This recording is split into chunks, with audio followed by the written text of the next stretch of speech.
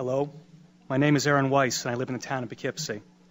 I'm a combat veteran of Iraq, and I'm also a law enforcement officer.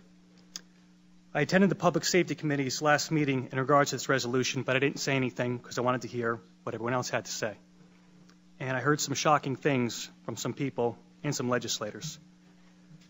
They said that it took a lot of courage to pass this SAFE Act. Apparently my definition of courage differs from yours.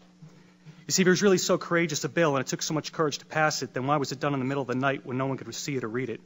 That's not courage. That's a mafia-style sit-down to divvy up what's good for the bosses. Courage is taking the right and true course of action, not the politically expedient one.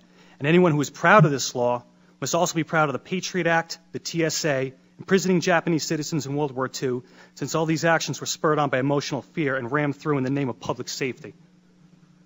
Another issue is the insistence of certain people to stand on the graves of dead children and challenge those that disagree to say it to the parents' faces. Well, I, for one, will pick up that gauntlet.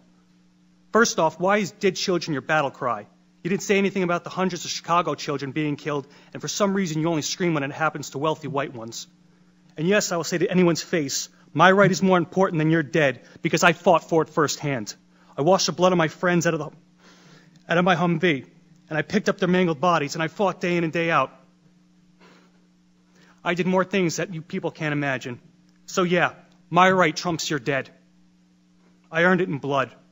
I gave up a lot for this country, including my youth, and better men than me gave up a whole lot more, so that all you, myself included, could enjoy the rights that are guaranteed to us in our Constitution and Bill of Rights.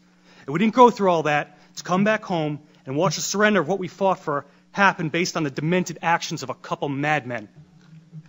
So in closing, I would like to address specifically the legislators we all know who are going to vote against this resolution. I understand you will vote against this resolution based on some misguided sense of the public good.